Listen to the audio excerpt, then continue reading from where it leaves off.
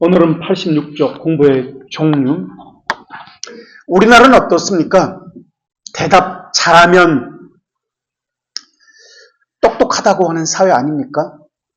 대답 잘하면 똑똑한, 그렇게 인정받는 사회. 그러한 사회를 어떤 사람은 바보들의 사회다라고 이야기합니다. 근데 우리나라는 대답 잘하면 똑똑한 사람이라고 인정받는 사회입니다. 답이라는 것을 생각해 볼까요? 어떤 정답을 이야기할 때 자기가 관여하는 것이 있습니까? 자기가 기여한 바가 있습니까? 없어요. 주어진 것을 암기하고 있다가 그냥 대답하는 겁니다. 기억 속에 잘 보관하고 있다가 요구받을 때 그 답을 꺼내가지고 이야기합니다. 그러한 지식에는 애정이 없습니다. 자기의 수고, 자기의 마음이 담겨있지 않는 지식입니다. 그건 지식이 아니에요. 암기입니다. 그것은 공부가 아니에요. 근데 우리나라 공부가 그렇게 하고 있습니다. 졸업 후에 쓰지도 않는 지식을 공부하기 위해서 수많은 학비를 냅니다. 수많은 시간을 투자합니다. 답을 원한다면 컴퓨터나 이런 것이 더 낫지 않을까요? 단순 암기로 좋은 학생이다, 합격 불합격을 결정하고 있는 사회인데 이러한 것은 무언가 잘못된 것 아닐까요? 우리가 초등학교 5학년 때, 물론 사람마다 초등학교 연령이 다르기 때문에 초등학교 5학년 때 교과서가 다를 겁니다. 어쨌든 초등학교 5학년 때 수업 시간에 사회 시간에 배운 것을 한번 문제를 내볼게요. 지금도 기억하고 있는지 한번 대답해 보십시오. 1번. 한반도 넓이는 얼마일까요? 얼마예요? 우리나라 크기 기억하고 계세요? 모르죠? 저도 몰라요. 찾아봤어요. 22만 평방미터. 22만 킬로 평방미터. 우리나라 광역시는 몇 개일까요? 광역시 몇 개예요? 몇 개? 광역시 몇 개예요? 이거 초등학교 5학년 때 배운 겁니다. 이거 사회 시간에. 기억해요? 지금까지 남아있어요? 광역시가 몇 개? 5개? 틀렸어요. 민정 뭐라고? 어떻게? 6개. 맞았어요. 6개. 어떻게 6개? 어떻게 6개냐고? 그게 뭐야? 이렇게 세 개, 저렇게 세 개. 이렇게 세 개가 뭐야? 저렇게 세 개는 뭐고? 그 어떤 도시가? 찍은 거예요? 5개라고? 왜 또 5개야? 대구, 광주, 인천, 울산. 울산은 뭐야? 세종은 뭐야, 그럼? 그럼 광역시 아니에요? 서울은? 똑똑하네. 초등학교 때 공부 잘했나 보네. 5학년 때. 6개입니다, 6개. 세종은 특별시가 아니고 특별자치시. 특별시는 서울시. 여기에 포함되지 않아요. 그래서 광역시는 우리나라 6개입니다. 그럼 또 문제를 해볼까요? 우리 다 사회 시간에, 도덕 시간에, 이거는 도덕, 윤리인가? 뭐지? 도덕인가? 태극기, 미술 시간에 배웠나? 태극기 곤감리라고 합니다. 요 짝대기가, 요거. 건은 무엇을 말하고 있을까요? 건이 무엇일까요? 이 중에 짝대기. 곤감리에서 건.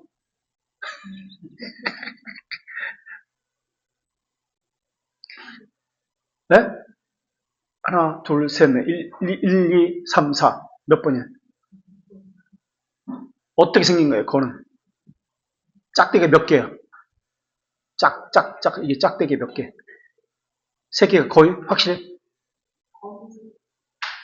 내가 처음에 건이라고 얘기했으니까. 그게 상징하는 건, 건이 상징하는 건, 건은 하늘, 짝대기 3개. 이것과 상대적인 거, 여기는 뭐예요? 민정이 대답했어요? 이거 초등학교 5학년 때 공부 되게 잘했나 보네. 그럼 누가 대답했어? 땅이라고요? 그래서 유치한 거구나. 땅이에요, 땅. 이건 짝대기가 몇 개일까요? 여기는 3개, 쭉쭉쭉. 끊어진 게 없어요. 여기는 6개. 다 끊어졌어요, 여기는. 여기는 끊어진 것이 없고, 여기는 다 끊어졌어요. 곤입니다, 여기는. 반대는 땅입니다. 짝대기가 다 끊어져 있는 거, 곤. 그 다음, 감은 뭘까요? 감은 여기입니다. 건 밑에 감은 뭘 상징할까요? 물을 상징합니다. 그럼 반대편 이쪽은 불을 상징합니다. 그래서 선으로 연결하면 이것과 이거 짝대기가 상대적인 것이고 이것과 물과 불이 짝대기가 상대적입니다. 그래서 선이 둘이 합쳐서 9개, 이 둘이 합쳐서 9개입니다. 9개. 그래서 양쪽에 하늘과 땅이 9개, 이게 물이 밑에 불과 물이 짝대기가 9개. 리는 불, 감은 물을 상징합니다. 물. 자, 가운데가 이어져 있는 것이 불입니다. 짝대기가 가운데가 이어져 있어. 이게 이게 초등학교 5학년 때 배운 거예요. 근데 우리 기억 못하고 있어요. 그렇다면 설날은 떡국을 먹고 세배를 하는 날입니다. 도덕 시간에 윤리라고 그러나? 도덕이라고 그랬지? 네. 단오는 무엇을 하는 날일까요? 단오. 민정. 이야, 공부 5학년 때 되게 잘했나 보다.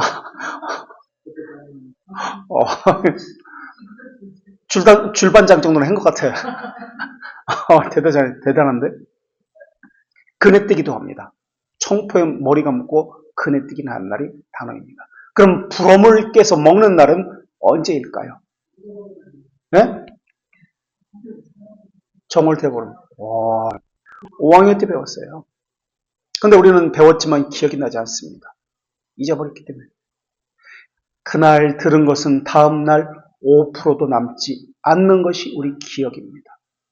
근데 초등학교 5학년 때 배운 것인데 기억에 남을 리가 없어요. 그럼 좀 수준을 낮춰가지고 초등학교 3학년 때 배운 거 이야기해 볼까요?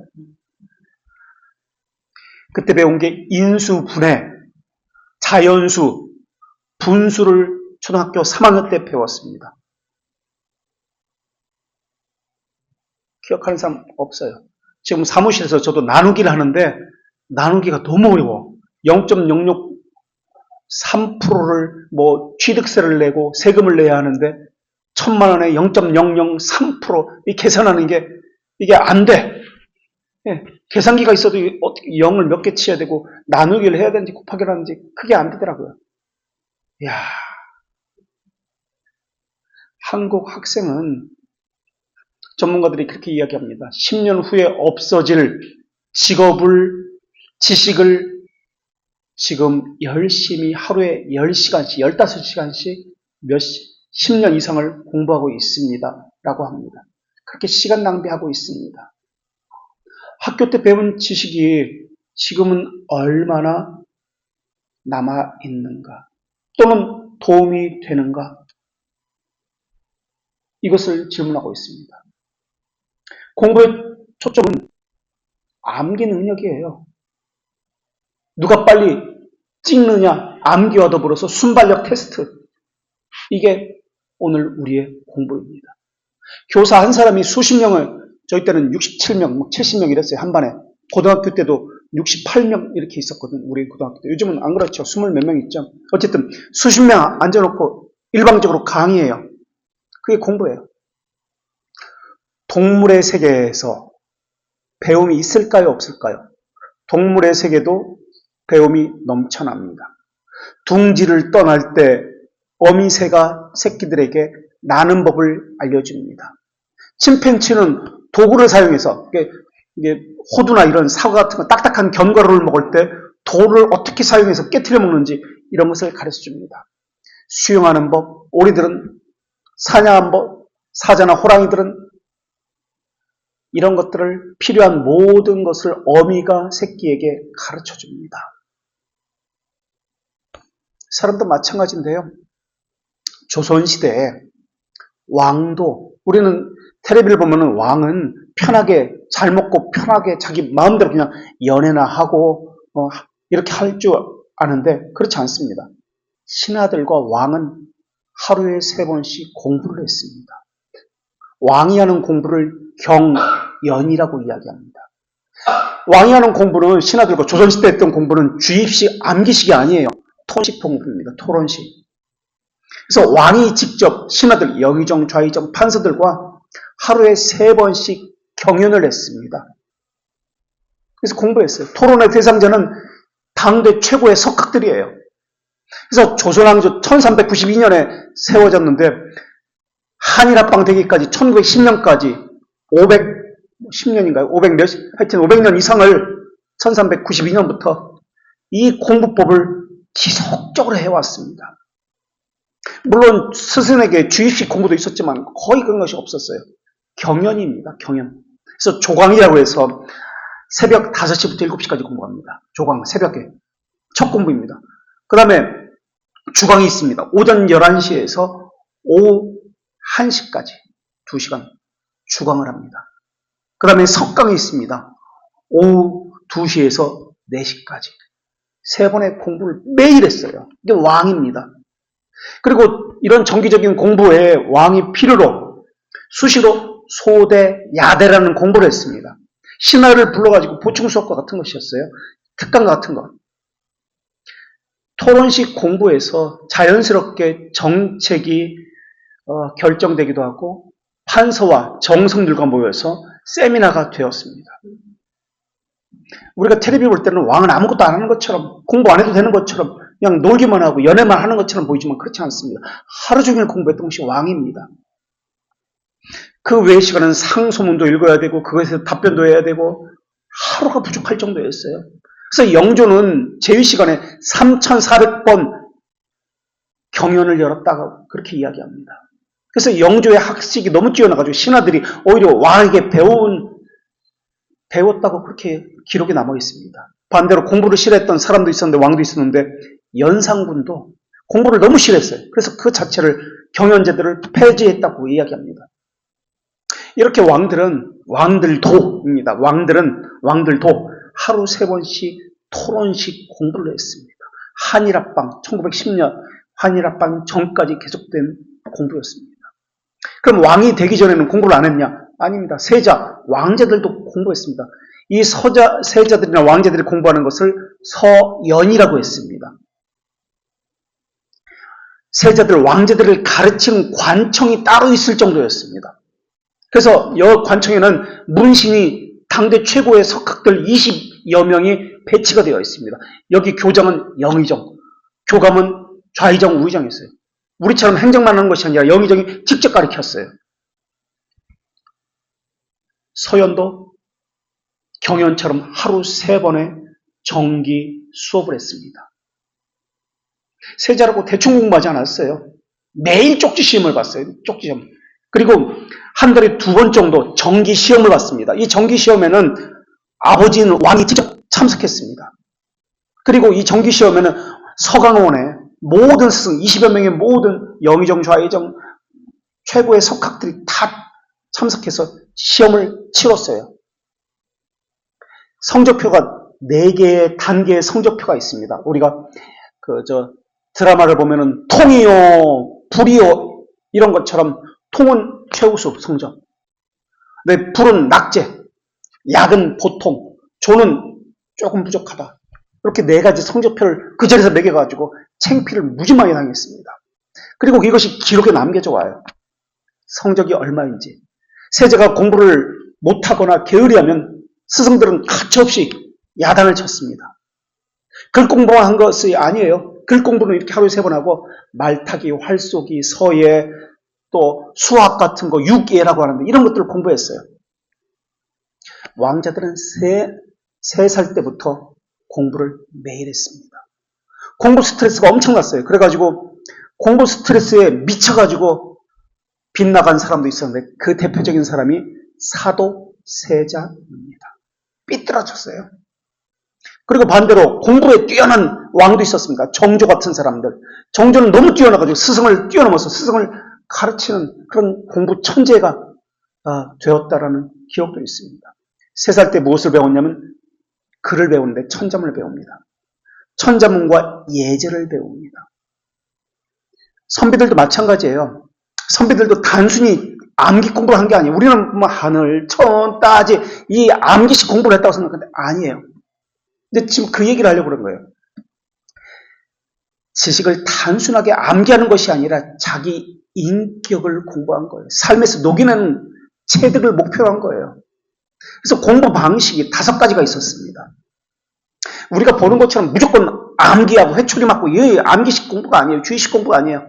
소리내어서 읽었습니다. 소리내어서 읽을 때 하늘, 천, 따지 눈으로 읽는 그런 공부법이 최근에 왔지 이런 눈으로 책을 읽는 이런 공부법은 없었어요. 소리로 내고 자기 소리를 귀로 듣습니다. 그리고 몸을 움직입니다. 그러니까 말하고 듣고 몸으로 움직이는 리듬감으로 이 공부하는 방식을 성속이라고 합니다. 공부 방식입니다. 우리나라 조선시대 있었던 공부 방식. 속, 성속. 그리고 아까도 얘기했지만 책을 100번 읽는 거, 같은 책을 100번 읽는 거, 백독이라고 이야기합니다. 한 단어를 가지고, 한 문장을 가지고 계속해서 그 의미를 살피는 걸 숙독이라고 이야기합니다. 눈으로 보지 않습니다. 끊임없이 손으로 움직여서 이것을 또 썼습니다. 핵심 구절이나 또 필요한 것들 나중에 다른 공책에 그 구절을 옮겨 적었습니다. 이것을 초록이라고 합니다. 초록. 또 읽다가 깨달은 것, 의문나는 것, 이것은 표시했습니다. 책에 여백에 적든지 다른 공책에 옮겨 적었습니다. 이게 정약용이 강조한 최고의 공부법입니다. 이것을 질서라고 했습니다. 그리고 절차탕마법이라는 공부법이 있습니다. 친구들과 토론하는 거예요. 내가 해석한 것과 친구가 해석한 것을 서로 비교해서 변론하고 논쟁하는 공부법. 절차탕마 공부법입니다. 이게 4번째 공부법이에요. 그 다음에 5번째 공부법, 위기지약이라는 공부가 있습니다. 위기지약은 실천하는 겁니다. 올바른 사람이 되기 위한 공부인데 들은 것을 가지고 지키고 행하기 위한 공부법입니다. 그래서 공부의 최종 목적은 바로 이겁니다. 위기지약. 실천하는 것. 남에게 보여주기 위한 이것을 가장 경계했습니다. 위인지약이라고 합니다. 그것을. 위인지약. 이 가장 잘못된 거. 그래서 예를 들면 이거예요. 위기지약은 예를 들어서 낮에 내가 효경을 배웠어. 부모에게 효도를 하는 것, 이웃에게 사랑하고 자비를 베푸는 것, 인을 베푸는 것, 이것을 낮에 배웠어. 그러면 그날 부모에게 어떻게 효도할지 반드시 한 가지 이상을 직접 몸으로 실천했습니다. 이웃에게 인을 반드시 한 가지 이상씩 실행했습니다. 이게 위기지약입니다. 그래야 이 실천을 해야 몸으로 행해야 공부했다라고 그들은 했습니다.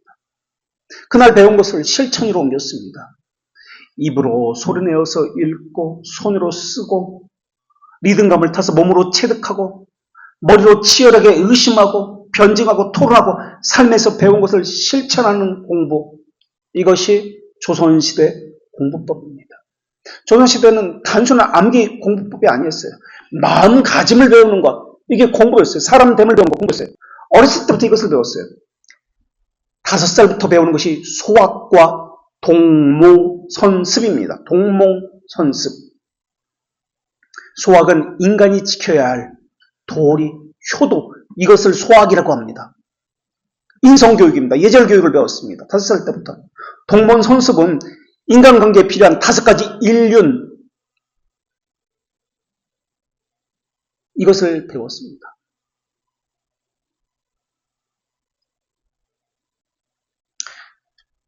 효경은 어떻게 부모에게 효도하는지에 관한 책입니다. 이런 공부는 우리나라만 있었던 거 아니에요. 서양에도 있었습니다. 성경에도 있습니다. 성경에서 이스라엘도 마찬가지예요. 그들은 효경 대신에 하나님을 어떻게 공경하고 경외하는지 이것을 배웠습니다. 몸으로 실천하는 방법을 배웠습니다. 오늘날 우리처럼 교리 따로 삶 따로 이런 공부법은 존재하지 않았어요. 문자적으로 해석을 하고 왜곡되는 해석을 하고 그런 것이 없었어요. 삶으로 실천하는 공부였습니다. 인간과 동물이 다른 것은 첫째는 언어를 사용할 수 있고 둘째는 생각할 수 있다는 겁니다. 돌고래도 침팬지도 소통을 합니다. 그러나 동물은 본능을 따라 소통을 합니다. 그것을 언어라고 하지 않습니다. 신호라고 이야기합니다. 인간은 참된 인간을 위해서 공부합니다. 그런데 우리나라 교육은 암기식 공부입니다. 한국 교육은 이보다 더 심각해요. 한국 교육은 한국 교육에 있는 암기식, 외우는 것 자체도 없습니다. 시험을 보는 것 자체도 없습니다. 그냥 들어버리고 잊어버리는 것. 이게 한국 교회의 공부법입니다. 설교를 수십 년 들으니까 머리에 남는 건 하나도 없어요. 수십 년 들어도. 아는 것은 없어요. 행하는 것도 없어요. 분리가 됐어요. 신앙도 없고 성장도 없어요. 다 거짓, 왜곡, 위선 이것만 있어요. 행함이 없어요. 들을 때 생각도 없습니다. 그냥 앉아 있습니다. 듣는 것이 아무리 바르게 듣고 신경 써서 들어도 그 다음 날이면 5%밖에 남아있지 않다라고 합니다. 수십 년 교회를 다녔고 수십 년 들었지만은 신앙생활은 아니에요. 종교생활입니다. 교회 마당만 밟고 그만둡니다. 여호와를 알자, 힘써 알자. 마음판에 하나님의 말씀을 새기는 거 없습니다. 하나님과의 관계성 이런 거 없어요. 관계의 본질은 하나님과 교제인데 하나님의 말씀을 삶에서 행하고 말씀으로 통치받는 것이다. 이런 거 전혀 없어요. 인격적 관계 없습니다. 잘해야 그냥 기도하면서 뭘 달라. 자기 외에는 없어요. 잠깐 앉아있으면 됩니다. 이것을 신앙생활이라고 해요. 찬송하고 기도하고 설교 듣는 곳 다 앉아있습니다. 수동적입니다. 관람하고 오면 됩니다. 찬송을 얼마나 성가대가 잘하는지 설교를 얼마나 잘하는지 관람하고 오면 됩니다. 수동적 자세가 예배고 신앙이에요. 우리가 신명기 28장 1절의 말씀을 오늘 나눴습니다. 28장 1절 듣고 지키고 듣고 지키고 행하고 이게 성경의 공부법입니다. 듣고 지키고 행하고 새기라는 것. 우리나라 이런 500년 이상의 공부법이 전통이 사라진 것은 일제시대 1910년 이후로 강점기 교육 때문에 그렇습니다. 학문의 다양성이 무시되었습니다. 일제 식민지 획일화 교육 이것 때문에 그렇습니다. 그래서 창의력은 배제됩니다. 자기 주장을 하는 토론을 없애버립니다. 일제의 교육이 지금도 남아가지고 정부 주도의 교육 제도, 학력 중시의 교육이 이루어지고 있습니다. 서양에서도 지금 우리가 지금 서양 것을 할 텐데 토론이라는 것은 남을 이기기 위한 토론이 아닙니다. 남의 생각을 들으면서 내 생각을 다듬는 행위가 토론입니다. 그래서 끝장 토론이라는 것은 없습니다. 토론은 끝장을 보려고 하는 것이 아니에요. 상대를 제압하려고 하는 것이 아니에요. 타인의 생각이 내 안에 비집고 들어와 틈이 없는 것, 이게 토론이 아니에요. 그것을 언쟁이라고 이야기해요. 치졸한 말싸움이라고 이야기합니다. 서로의 이야기를 들여다보고 내 생각을 수정하는 것, 이게 토론입니다. 토론의 론자는 둥글 윤자를 씁니다. 주권을 둥글에 말아놓았다라는 뜻입니다. 의견을 두루 주고 받고 이런 과정을 뜻합니다. 합의에 이른다는 그런 개념도 있습니다. 그게 토론입니다. 우리는 총회를 어셈블리라고 합니다. 어셈블리, 총회. 장로교 총회 어셈블리라고 합니다. 법적인 권한을 가진 사람들이 모여가지고 토론을 합니다. 교회에서도 이런 재직회가 있고 또 연말 정식 교인들의 회원권을 가진 사람들이 모여있는 공동의회가 있습니다. 그래서 공식 회의인 어셈블리에서 거치는 것이 토론입니다. 만 18세 이상 정식 교인들이 참여하는 회의, 최고 기관이 이런 공동의회인데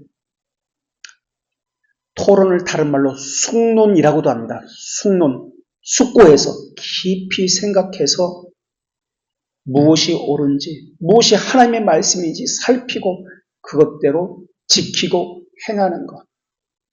이것이 우리의 어셈블리, 공동의회고 재직회고 교회 회의입니다. 누가 옳은지를 찾는 것이 아니에요. 숙론은, 토론은 누가 옳다, 누가 이긴다, 누가 진다, 이거 뜻하는 거 아닙니다. 무엇이 더 하나님의 말씀인가? 무엇이 바른가? 깊이 생각하는 것을 찾는 방식입니다. 상대방을 제압하려는 목적을 가지고 있는 거 아니에요. 패배감, 성취감, 이것을 가지려고 토론하는 거 아닙니다. 남의 이야기를 듣고 내 생각을 다듬고 서로를 인식하면서 어떤 것이 하나님의 뜻인가, 하나님의 말씀인가, 이게 찾는 것이 숙론 토론입니다.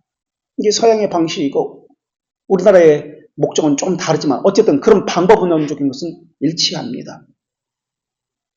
그래서 가장 훌륭한 재료가 우리에게 제공되는데 그것은 다른 사람이 써놓은 책입니다. 논적으로 써온 이 읽기를 통해서 다른 사람의 사상을 배웁니다. 자, 이제부터 공부한다, 이래서 시작하는 거 아닙니다. 자기가 배우는지 모르는 상태에서 저절로 젖어듭니다. 그래서 가르침을 받는 수업이 아닙니다. 스스로 익히는 수업입니다. 이게 우리가 해야 하는 공부법입니다. 이게 성경에서 말하는 공부법이에요. 우리는 일방적이고 주동적인 암기식의 교육에 젖어들었습니다. 교회 공부는 학교 공부보다 못해요. 시험도 없고 암기도 없어요. 규율도 정해진 프로그램도 없어요. 그러니 세상에서 교회는 더 엉망인 그런 교육으로 지금 자리 잡고 있습니다. 그래서 삶이 없다, 교인들은 엉망이다 라는 욕을 먹고 있습니다. 주일에 모이는 교회만 있고 흩어지는 교회는 없습니다. 헌신적인 사람이라는 말도 교회에서 봉사만 한다는 뜻입니다. 활동에 참여한다는 뜻입니다. 신앙생활 아니에요. 신앙은 일상이 중요합니다. 일상이 신학이 되어야 돼요. 그게 신앙입니다. 모이는 것, 이거 신앙 아닙니다. 우리의 신앙은 우리의 삶을 이야기합니다. 그리스도인은 교회 안에서 불리는 말이 아니에요. 교회 밖에서도 그리스도인이라고 불려야 됩니다. 우리의 삶의 자리에서 예수님이 하나님이 어떤 분인지 드러내는 것이 신앙입니다. 왜 모이는가? 모여서 무엇을 하는가? 무엇을 위해서 모이는 것인가? 모인 이후에는 우리는 무엇을 하는가? 이건 다 분리되어 있어요. 다 따로따로해요. 이건 다 이어지는 거예요. 듣는 것만 있는 것이 아닌 것처럼, 지키는 것과 행하는 것이 이어지는 것처럼. 우리는 정말 하나님 앞에 대면하는 예배를 한 적이 있습니까? 코로나 때 대면 예배, 비대면 예배라는 말을 했지만은 정말 하나님 앞에서 그 말 자체가 옳다 그르다를 떠나가지고 하나님 앞에서 대면하는 예배를 한 적이 있느냐 묻고 싶어요. 하나님을 두려워하는 예배가 있었느냐 묻고 싶어요. 성도들 간에 정말 대면하는, 인격과 인격이 대면하는 그런 예배가 있었느냐 묻고 싶어요.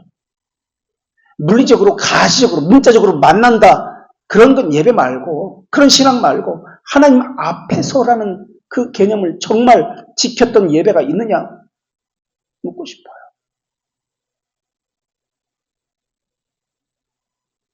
성도 간의 교제는 무슨 뜻이죠? 그냥 밥 먹으면 되는 것인가요? 놀러 가면 되는 것인가요? 한 번이라도 성도 간의 교제가 제대로 이루어진 적이 있나요? 우리 시선이 하나님을 향한 적이 있었나요? 교인들은 지금까지 오랫동안 설교를 들었습니다. 성경 공부를 했습니다. 그런데 그것이 정말 설교를 들은 것인가요? 성경 공부를 한 것인가요? 세상으로 보냄받은 사명은 한 번도 없습니다. 성경 속 바리새인들은 모태부터 신앙생활을 했던 사람들입니다. 그러나 이들은 살아있는 사람이지만 죽은 신앙을 가지고 있었습니다. 이들은 전통주의자들이었습니다. 전통주의는 살아있는 사람들이나 죽은 신앙을 가진 사람들의 전통주의라고 이야기합니다. 죽은 신앙을 가진 자들이 신앙이 전통주의입니다. 전통은 그런 것이 아닙니다. 우리가 물려받은, 지키고 물려줘야 하는 전통 그런 것이 아닙니다. 죽은 사람들의 살아있는 신앙이 전통입니다. 우리가 물려받은 전통을 어떻게 사용하고 있지요? 단순히 듣는 것으로 끝나나요? 지키고 행하는 것은 어디 있나요? 신명기 28장 1절의 말씀처럼 듣고 지키고 행하는 것, 이것이 신앙입니다. 하나님이 우리 신앙의 선지자들 우리에게 물려준 겁니다. 하나를 알면 바르게 하나를 행하는 것, 이게 우리의 신앙입니다. 자, 공부의 종류를 볼까요? 86쪽. 수도원에는 이제 서양의 공부를 이야기합니다. 지금까지 우리 조선의 공부, 우리 동양의 공부를 이야기했다면 수도원에서는 글 공부, 몸 공부, 마음 공부가 있습니다. 이것은 서양만 그런 것이 아니라 동양에서도 마찬가지입니다. 사람들의 길을 찾아가는 전 과정을 공부로 합니다. 서양도 사람들 이야기합니다. 수도원의 스튜디움, 대학의 스튜디움은 같은 목적을 가지고 있지만 그 공부의 방식에서 차이가 있습니다. 수도원의 공부와 대학 공부는, 수도원의 공부 방법은 대표적인 것이 렉시오 디비나입니다. 렉시오 디비나는 성경 말씀을 연구하고 배우는 단순한 지식 습득이 아니라 기도와 묵상을 통해서 이 수단으로 하나님의 말씀을 경청하고 인격적인 만남을 갖는 기도 방법입니다. 이것은 4단계로 이루어졌습니다. 독서, 렉시오, 메디타지오, 묵상, 오라치오, 기도, 컨템플라치오, 관상이라는 4단계로 이루어졌습니다. 이에 반해서 대학에서의 학습 공부법은 렉시오 스콜라스티카라고 하는데 학문적 독서, 학교의 독서란 의미입니다. 이 공부법은 렉시오 디비나와 대비되는 개념입니다. 렉시오 디비나가 하나님과 연합을 목적으로 한다면 신비주의의 연합이라는 개념과 우리의 연합이라는 개념이 다르다고 했습니다. 신비주의의 연합은 어떤 개념이죠? 혹시 신비주의의 연합은 주님 어떤 개념이에요?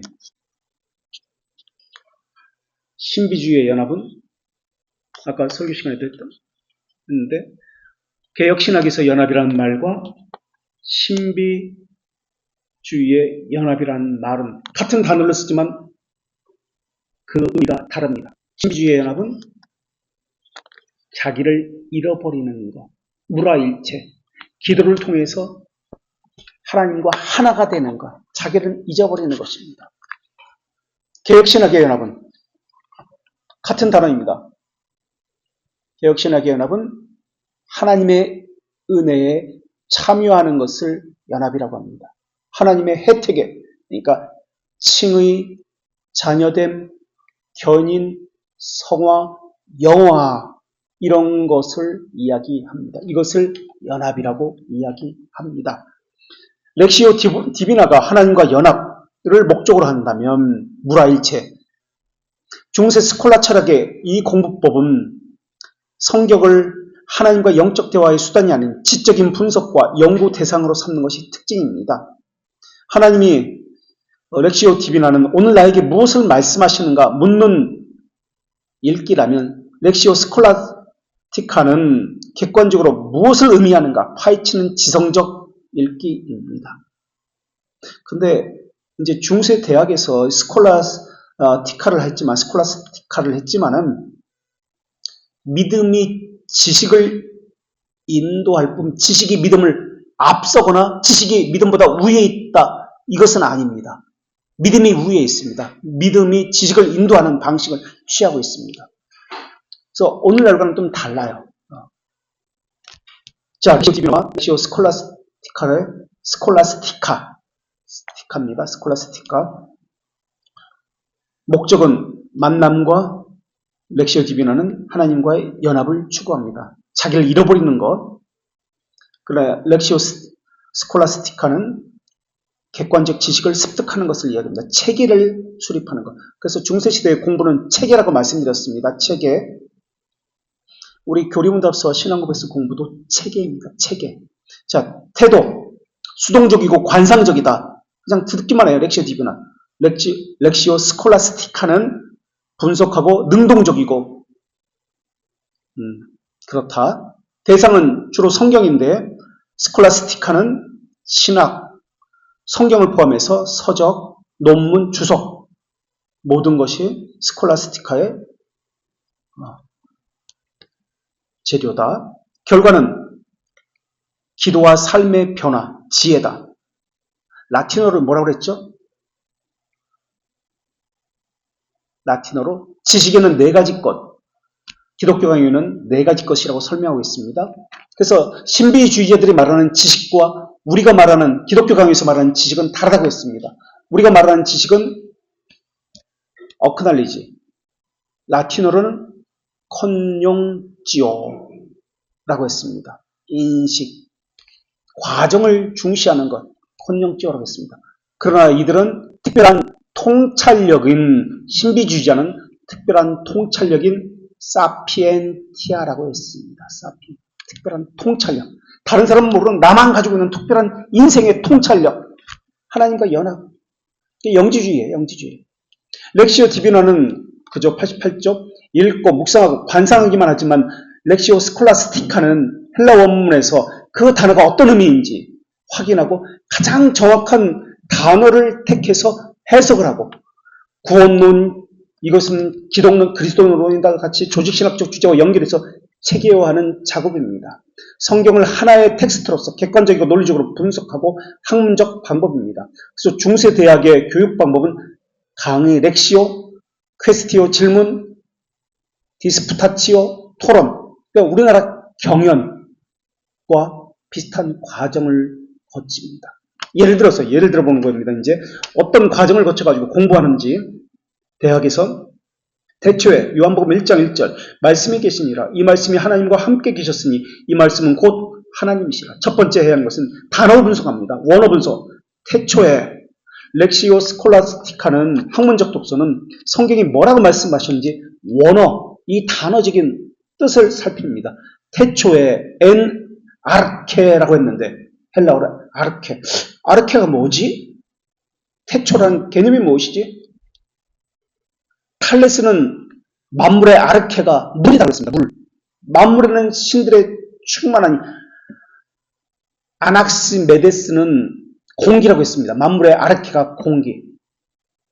헬라인은 아르케를 4가지 원소, 흙, 공기, 물, 불이라고 했습니다. 피타고라스는 만물의 아르케를 근원을 수라고 했습니다.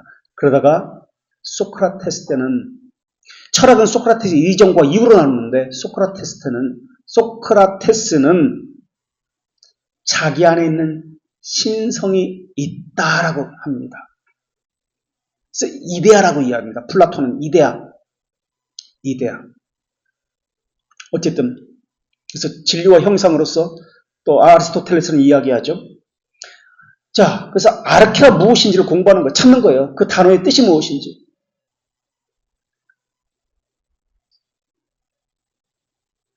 그 다음에 말씀, 로고스라는 단어가 무엇을 뜻하지? 스토아파는 이성을 뜻하는 단어로, 유대교는 지혜, 사피엔티아를 뜻하는 단어로 그렇게 설명하는데 이 단어의 뜻이 무엇이지? 그리고 왜 하나님이라는 이 단어에는 다른 성경에는 관사가 왜 여기에는 나오지 않지? 이렇게 분석하는 겁니다. 그래서 단어를 문법적인 분석을 합니다. 그 다음에 두 번째 단계에서는 역사적 문법적 분석인데, 요한복음은 당시 유행했던 영지주의 이단에 대항 위해서 89페이지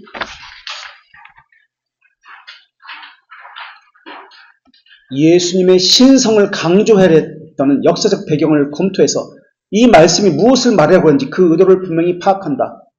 아, 예수님의 신성을 말하기 위해서 이 구절을 사용했구나. 로고스라는 단어를 사용했구나. 또는 태초에라는 이 시간 개념을 사용했구나. 태초에라는 것은 영원전이구나. 이렇게 해석할 수 있습니다. 영원전이라는 것은 창세전, 어떤 개념이죠? 시간을 연장선상이 영원전인가요? 창세전, 이거는 시간 개념인가요? 창세전, 영원전은 우리가 바라보는 시간 개념으로서 시간을 초월한 영원이라는 의미입니다. 그래서 하나님을 표현할 때 영원이라는 개념을 우리는 대문자 e를 써가지고 eternal이라고 합니다. eternal.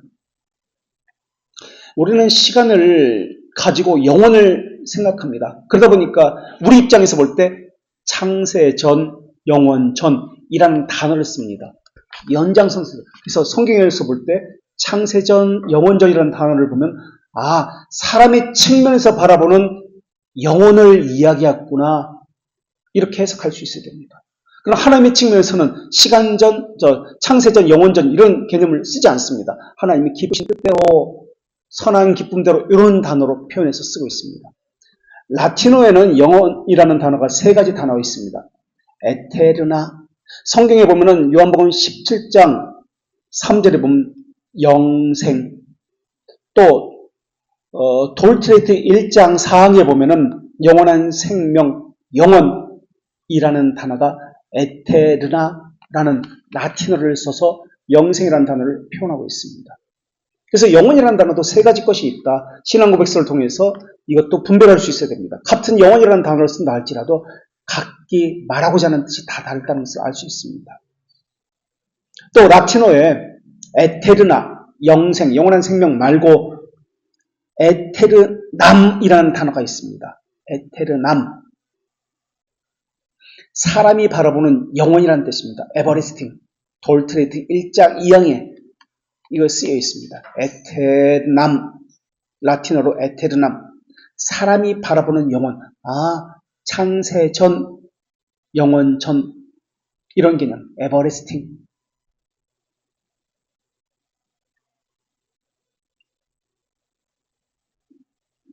라틴어로 이터널이라는 단어, 시작도 끝도 없는 영혼이라는 개념, 에테르누스라는 단어가 있습니다. 에테르누스, 이터널, 영어로 이터널, 에테르누스, 시작도 끝도 없는 영혼. 하나님에게 사용되는 영혼입니다. 이터널, 영어로. 에테르누스, 에테르누스. 또 아에비테르누스가 있습니다. 아에비테르누스. 이것은 시작이 있는 영혼입니다. 그러니까 아리우스가 말할 때 예수님을 시작이 있는 영혼, 아에비테르누스라고 합니다. 그러니까 영혼이라는 단어를 신앙고백서와 교리문답서에서 영혼이라는 단어를 썼다 할지라도 우리말은 다 영혼이에요. 그런데 원어에 보면은 네 가지, 이런 세 가지가 아니라 네 가지의 이런 서로 다른 개념을 씁니다. 그러니까 예수님을 가지고 이터널을 쓰지 않고 에테르누스라는 단어를 쓰지 않고 아에비테르누스라고 쓰면은 아, 이것은 잘못됐구나라는 것을 알 수 있습니다. 시작이 있는 영혼, 어떤 존재가 있나요? 시작이 있는 영혼, 영혼성을 가진 시작이 있습니다. 끝은 없습니다. 영원합니다. 천사와 같은 존재, 우리의 영혼, 시작이 있습니다. 그러나 끝이 없습니다. 아에비테르누스를 이런 경우에 씁니다. 그런데 아리우스는 예수님도 영혼이라고 이야기했지만 아에비테르누스라고 얘기했습니다. 시작이 있다. 그러니까 창조주 하나님으로서 동일 본질의 하나님으로서 이야기하지 않은 것이죠. 신앙고백서에서는 에테르누스, eternal이라는 단어를 씁니다. 영어도 마찬가지죠. 영어로도 세 가지 것이 있잖아요. everlasting, 말하는 자의 관점에서 영원전, 영원후. eternity 명사형으로 하나님의 속성, eternal. 그 다음에 forever and ever. 이런 식으로 이제 찾아보는 것이죠.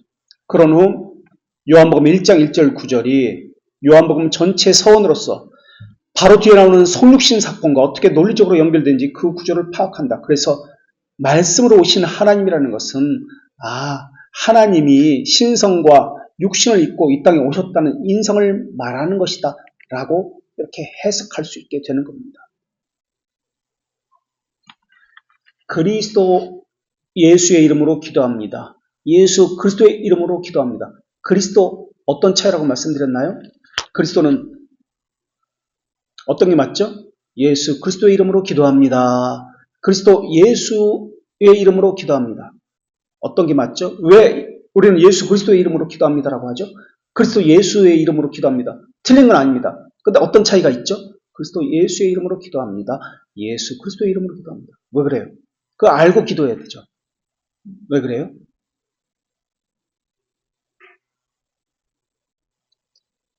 그리스도는 기름 부음 받은 자인데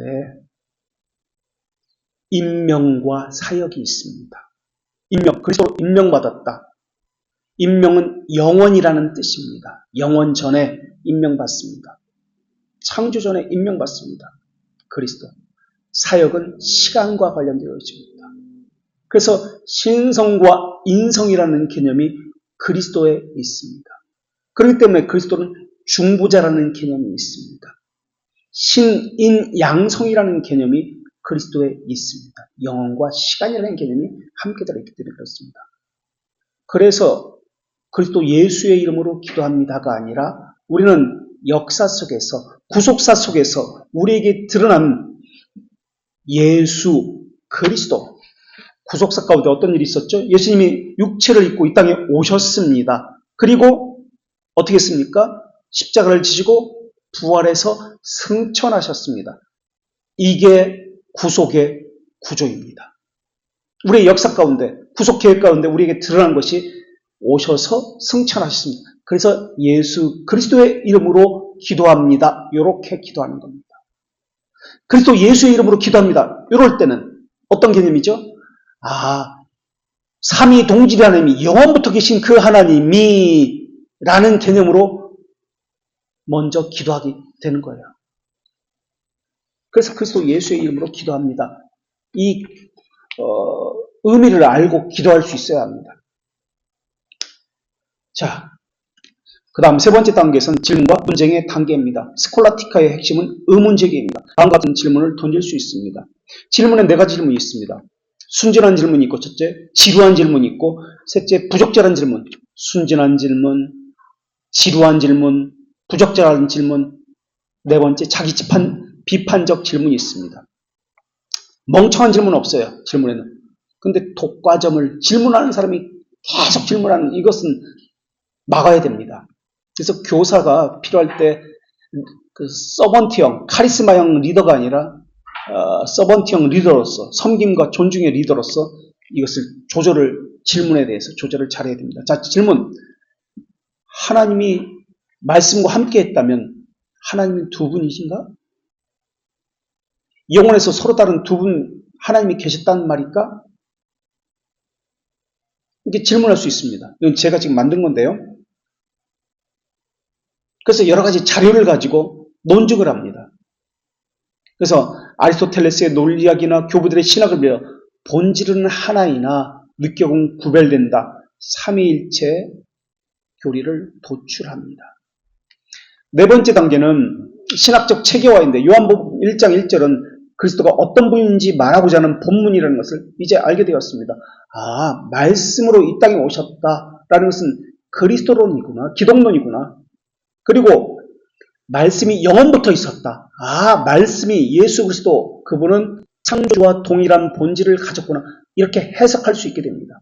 이게 벨지카 8장, 9장, 10장의 이야기입니다. 그러니까 어떤 해석을 하느냐에 따라서 이 벨지카 8, 9, 10장 이 해석이 또 달라지는 거예요.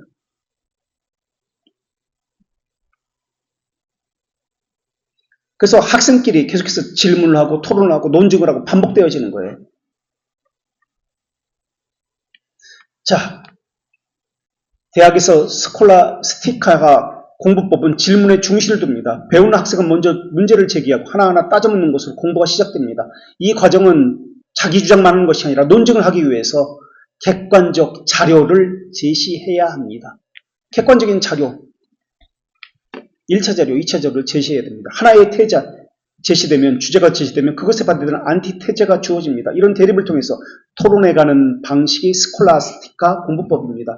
물론 수도원 공부법에도 학문적인 탐구가 존재하고 스콜라스티카 공부법에도 신비주의고 주관적인 요소도 있습니다. 예를 들어서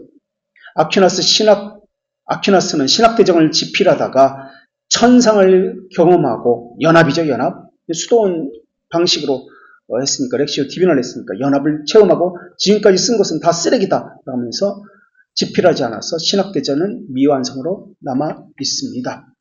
자, 빅토르의 위고, 영어로는 후고라고 합니다. 후고, 빅토르의 후고, 생 빅토르 후고. 이런 수도원 공부 그리고 대학 공부 사이에 빅토르 위고가 있습니다. 영어로는 후고. 이 사람은 신학을 공부하는 근본적인 방법으로 체계화시킨 사람. 이 사람으로 인해서 수도원 공부와 대학 공부가 통합되어서 대학이 시작됩니다. 오늘날 대학의 체계의 시초입니다. 위고가 제시한 방법은 지식과 영성의 통합으로서 그의 저서, 신학 수업서, 입문서가 디다스칼리콘입니다. 이게 중세의 교과서입니다. 교육의 교과서. 이 책은 단순한 지식이 아니에요. 타락으로 상실한 바른 지식인, 하나님의 형상을 회복하기 위한 치유의 과정으로서의 공부를 이야기하는 것이 이 디다스칼리콘입니다. 그래서 읽기를 통해서 공부하는 법을 제시하고 있어요. 이것은 읽기, 바른 읽기가 무엇인가? 오늘 신명기 28장 1절에서 말씀드린 것처럼 바른 읽기에 대해서, 천맹교의 표징에 대해서 수도사적 읽기, 학제적 읽기, 바뀌는 과정에서 중요한 계기가 된 책이 디다스칼리콘입니다. 그래서 디다스칼리콘을 해석한 책이 한국에도 소개가 됐는데, 번역되어서 나왔는데, 텍스트의 포도밭이라는 책입니다. 텍스트의 포도밭. 그 다음에 공부의 고전이라는 책에 디다스칼리콘의 1장과 3장이 번역되어 소개되어 있습니다. 디다스칼리콘. 저도 이 두 책을 다 읽어봤는데, 자, 읽기, 렉시오 91페이지. 단순한 지식 습득이 아니라 하나님께 나아가는 과정입니다. 읽기는 그저 읽는 거 아니에요. 듣는 거 아니에요. 렉시오는 텍스트를 정확히 이해하고, 메디타치오는 묵상은 읽은 내용을 깊이 생각하고 내면화하는 것이고, 오라치오는 콘템플라치오는 지적인 연구를 영적인 대화와 만남으로 승화시키는 작업이라고 했습니다. 렉시오 디비나입니다. 그래서 위고는 성경을 읽을 때 무작정 읽는 것이 아니라 체계적인 순서가 필요하다고 했습니다. 그래서 그 책에서 디다스칼리콘에서 성경 읽기는 첫째 역사적 읽기, 본문의 문자적 역사적 의미를 먼저 파악합니다. 두 번째 우의적 알레고리, 본문 뒤에 숨겨진 신앙의 신비, 교리적 의미를 찾습니다. 우리가 생각하는 알레고리컬과는 좀 다릅니다. 표징된 것을 찾습니다. 그 다음에 도덕적 읽기, 내 삶에 내가 무엇을 피해야 하고 무엇을 해야 하지 적용하는 것을 도덕적 읽기라고 이야기합니다. 그래서 표징된 것을 찾고 자기 삶에 적용하고, 이게 묵상의 방법이에요. 위고는 성경을 머리로만 아는 것이 아니라 마음의 선반에 정리해 두어야 한다고 했습니다. 시각적 이미지를 활용한 암기법을 장려하고 읽은 말씀이 언제든지 기도로 이어질 수 있도록 준비하는 내면의 도서관을 강조했습니다. 그래서 기도는 말에 관한 것이 아니에요. 사상에 관한 것입니다. 기도는 말에 관한 것이 아니라 삶에 관한 것이고 깊은 묵상에서 나오는 겁니다. 그 다음 단락. 하나님께 맞닿아 보려고 연합을 추구했던 렉시오 디비나, 수도원 읽기는 12세기에 수도사 귀고 2세의 수도사의 사다리는 저거예요. 하나님에게 다다르는 단계, 사다리라고 합니다. 정리되었는데, 위고를 통해서는 이런 수도원 공부 방식에 대해서 대학 공부 방식으로 옮겨가는 과도기적 통합된 공부법을 적었습니다. 여러 사람이 지금까지 묵상에 대해서 해왔지만 묵상은 수도원적 렉시오 디비나, 즉 관상이지 우리가 했던 겁니다. 우리가 했던 묵상은 이건 렉시오 스콜라스티카 아니라는 거예요. 제 이야기입니다. 아닐 수도 있지만 제 생각이 판단이 잘못될 수도 있지만 우리가 지금까지 했던 이 묵상은 렉시오 디비나라는 거예요. 수도원의 묵상은 주관적이고 수동적이고 신비적입니다. 그것도 필요하지만 우리가 해야 할 묵상 그런 묵상이 아니라 스콜라스티카입니다. 숫자가 계속 빠지네. 우리가 공부하는 방법도 스콜라스티카이지 수동적 묵상에 관한 주관적 공부가 아닙니다. 물론 스콜라스티카가 렉시오 디비나를 무자르듯이 나누고 이것은 옳고 이것이 잘못되었다 할 수 있는 것은 아닙니다. 우리는 분명 장단점을 알고 있어야 합니다. 하나님의 음성을 마음으로 듣고자 하는 렉시오 디비나는 성경을 지식으로만 대하지 않고 살아있는 하나님의 말씀으로 경험합니다. 이런 장점이 있습니다. 묵상과 관상을 통해 내면의 평화를 얻는데 탁월하며 말씀이 자기 삶과 연결되어서 구체적인 실천 성품의 변화를 이끌어냅니다. 큐티가 이런 장점이 있습니다. 그런데 단점도 있습니다. 콘스. 객관적 근거 없이 내가 느끼는 것만 해석합니다. 그러다 보니까 왜곡하고 아전인수격으로 해석을 합니다. 성경의 뜻은 그것이 아닌데 왜곡하게 되고 이단주의적 성향을 보이게 됩니다. 지나치게 감정과 자기 체험에만 몰입해서 균형 잡힌 신학적 토대를 잃어버릴 위험이 있습니다. 머리로 파헤치는 진리의 체계를 가진 렉시오 스콜라스티카는 역사적이고 문법적인 해석을 통해서 이단의 해석이나 잘못된 신비주의로부터 신앙의 중심을 잡아줍니다. 그래서 성경 본문에 머물게 하고 그 의미가 무엇인지 성경 배경과 논리를 명확히 이해함으로써 신앙을 체계적으로 설명하고 변증할 수 있습니다. 보편적인 교리를 제시하고 교회 일치를 가지게 합니다. 그러나 스콜라스티카의 단점이 있습니다. 중세 후에 스콜라주의자가 그랬던 것처럼 성경을 분석의 대상으로만 여기게 되었습니다. 이 자유주의가 여기서 나온 거예요. 하나님과 뜨거운 만남은 사라지고 차가운 지식만 남습니다. 그래서 하나님의 말씀을 비판적으로 하게 됩니다. 분석적이 됩니다. 교만함과 매사에 비판적이 되어버립니다. 그래서 성경에 대해서 교회에 대해서 비꼬고 지식의 습득의 목적이 되어서 다른 이의 신앙을 비판하고 논쟁을 즐기게 되었습니다. 우리가 교리 공부를 합니다. 이것은 왜 하는 것입니까? 지식 탐구의 수단입니까? 인격 형성의 수단입니까? 1980년도 미국 신학교는 교육 방향을 두고 논쟁을 했습니다. 어떤 모델을 따라야 되지? 우리 교회는 어떤 모델을 따라야 하는 것입니까? 지식 탐구의 수단으로서 교리 공부를 하는 것입니까? 아니면 인격 형성의 수단으로서 하나님의 성품을 닮은 이런 형성을 위해서 교리 공부와 신앙 고백서를 배우는 것입니까? 어떤 모델을 따라야 하는지 미국은 대학은 신학교는 공부가 논쟁했습니다.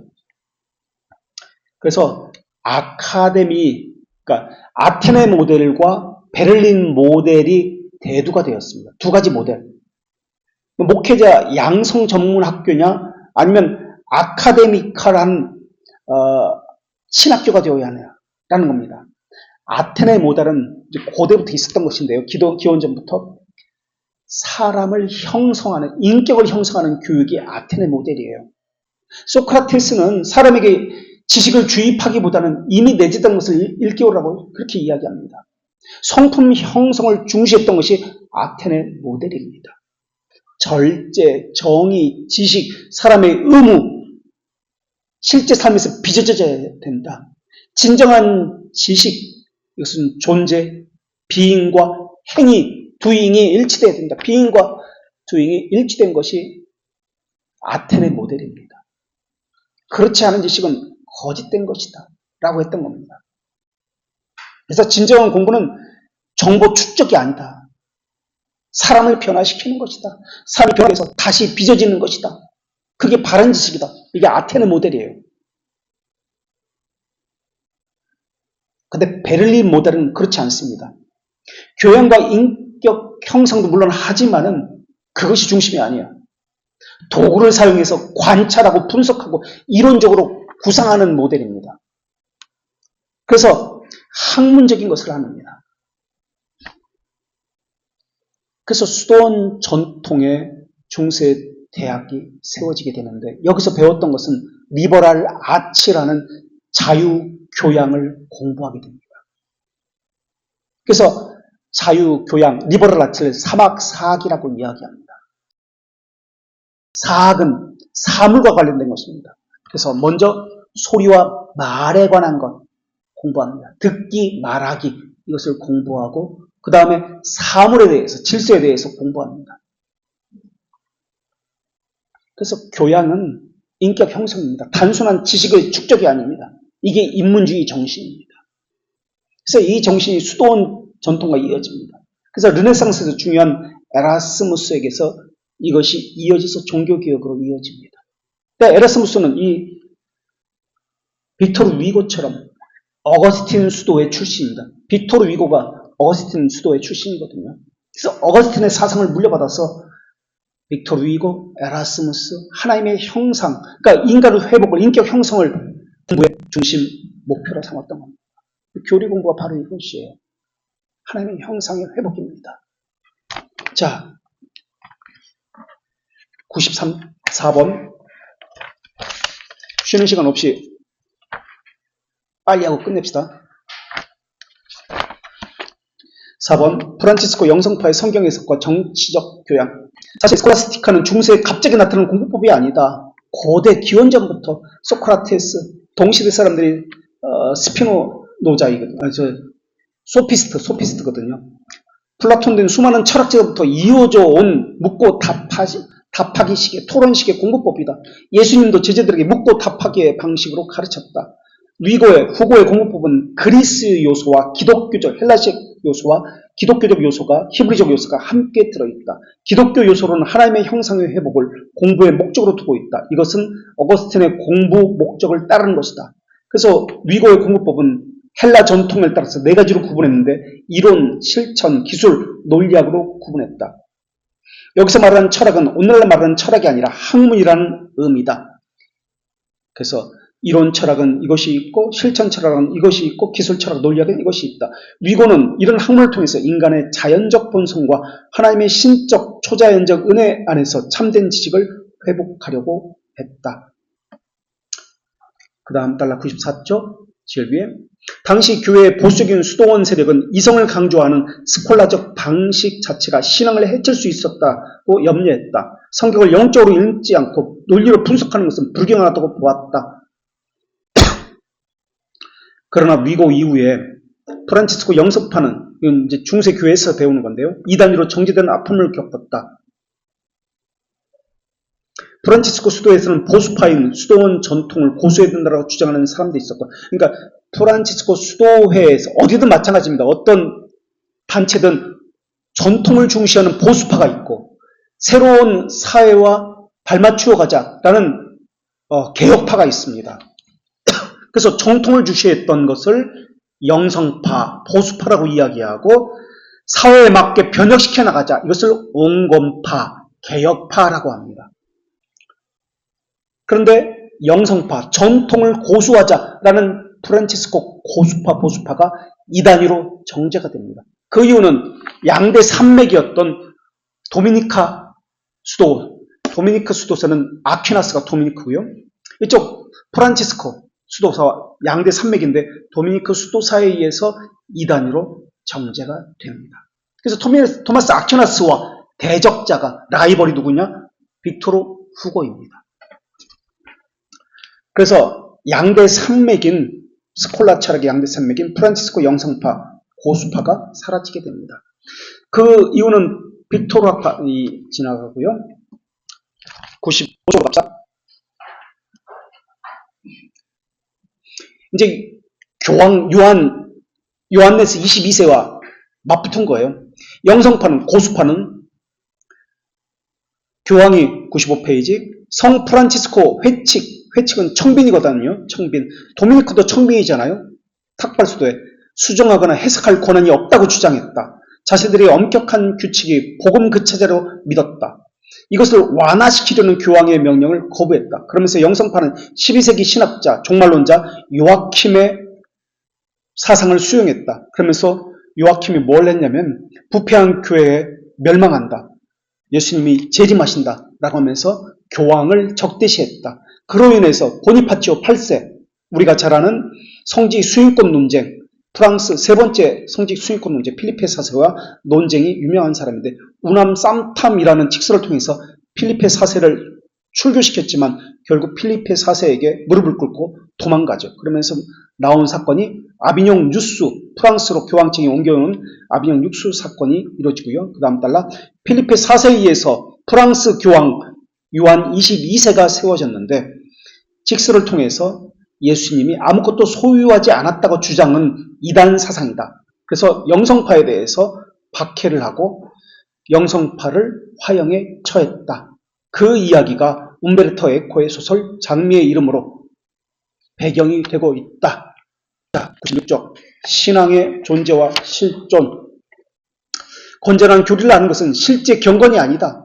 마귀도 하나님 한 분뿐인 줄 알고 예수님의 신성을 알았다. 자신의 죄인 대한 그러나 마귀는 죄의 깨달음도 없고 철단 죄의 고백이나 지각도 없다. 사도행전의 간수처럼 실존적 질문을 해야 된다. 회개로 나아가서 내가 어찌할꼬, 자기를 부인하는 겸손을 갖추고 의지와 순종으로 반드시 이어져야 한다. 들은 것은 지키고 행해야 한다. 맨 밑에 단락.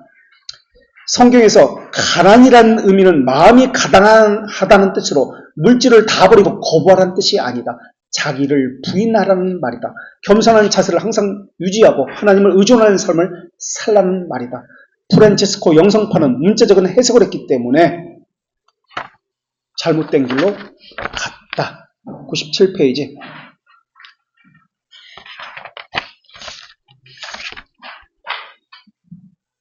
우리는 바른 성경 해석을 따라 문법적 역사적인 해석을 해야 된다고 배웠다. 죄인됨을 잃어버리지 않고 동시에 하나님의 은혜를 사모해야 한다. 마음과 정성과 뜻이라는 단어가 지성이라고 말씀드렸습니다. 성경에서 지성, 이때 지성은 난리지가 아니에요. 아크널리지입니다. 우리가 콘연지오라고 했습니다. 하나님을 사랑해야 합니다. 인간의 존재됨, 엑스턴스, 본질, 에세, 사람이 무엇에 멈추지 않고 세상에서 현실 밖으로 나와 서 있는 상태를 현존 또는 실존이라고 합니다. 그 사람의 본질이 무엇이냐?